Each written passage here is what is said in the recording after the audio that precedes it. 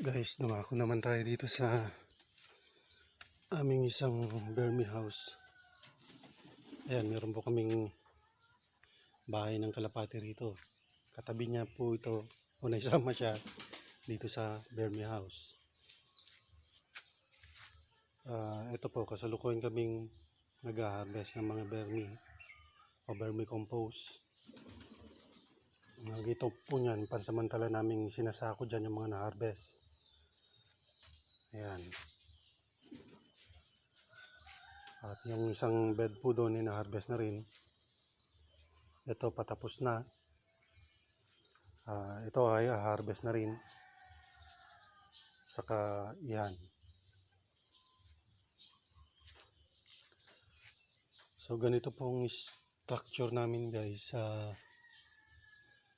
Gawa lang po siya sa GI pipe. Tapos ang mga trusses niya ay mga kawayan. Tapos galvanized iron sheet yung bubong.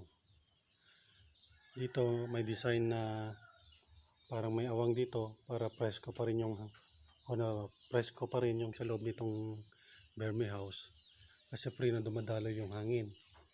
Sa paligid po nito ay mayroong mga net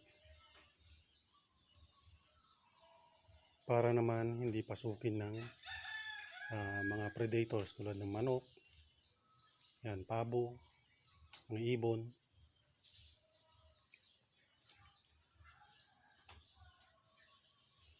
Mga daga, kahit yung mga palaka.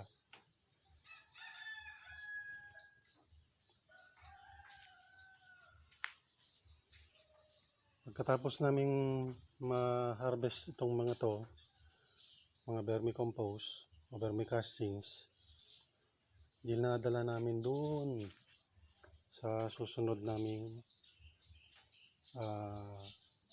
o sa stocking area, storage area.